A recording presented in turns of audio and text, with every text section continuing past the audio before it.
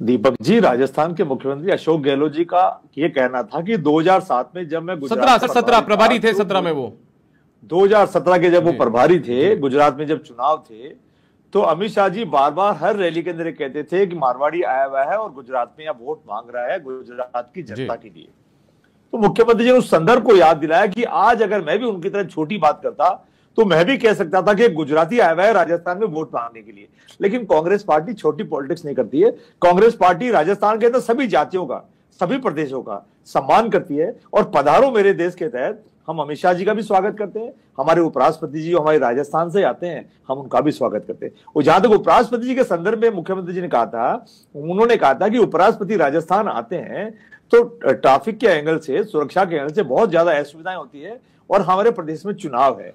तो ऐसे में अगर वो थोड़े दिन अपने प्रोग्राम्स को टाल दें तो राजस्थान की, हिंदुस्तान की जनता के हित में होगा। ये उन्होंने एक सुझाव दिया था ना। उनको आने के लिए हम तो रोक ही नहीं सकते। हम तो कह रहे हैं पधारो मेरे देश के तहत प्रधानमंत्री जी का, गृह मंत्री जी का, राष्ट्रपति जी का, उपराष्ट्रपति जी का और भारतीय जनता पार्टी के तमाम छोटे बड़े नेताओं का राजस्थान में हार्दिक स्वागत करते हैं, अभिनंदन करते हैं। और आपके चैनल में मैं पूरी भारतीय जनता पार्टी को, पूरी देश की भारतीय जनता पार्टी को एडवांस में आमंत्रित कर रहा हूं कि 3 दिसंबर के बाद हम राजस्थान की जनता के साथ आपके आशीर्वाद से सरकार बनाएंगे और 3 दिसंबर के बाद एक बड़ा समारोह जयपुर में करेंगे। तब पूरी भारतीय जनता पार्टी को आमंत्रित करेंगे, हम लोग फूल से उनका स्वागत करेंगे।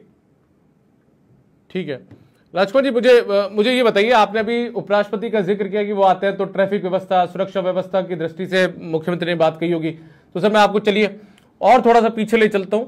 जनवरी का महीना 2013 का आपको याद होगा, लगभग 11 साल पूरे तो नहीं हुए हैं, लेकिन मान लीजिए लगभग 11 साल हो जाएंगे 2 महीने बाद में पूरे।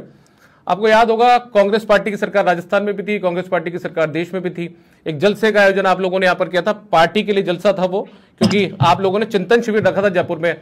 उसमें कई उद्घाटन भी हो रहे थे, डिनर के कार्यक्रम भी हो रहे थे। आपकी पूरी की पूरी कैबिनेट, प्रधानमंत्री, यूपीए की चेयरपर्सन, तमाम लोग यहीं पर थे। आपकी पार्टी को उस समय करीब 2 दशक बाद में उपाध्यक्ष भी मिला था राहुल गांधी के तौर पर। तो उस समय ये तमाम व्यवस्थाएं गड़बड़ाती नहीं थी? दीपक जी, चिंतन शिविर पार्टी का एक मंथन करने का प्लेटफॉर्म होता है। वो हमने 2 दिन का जयपुर में आयोजित किया था।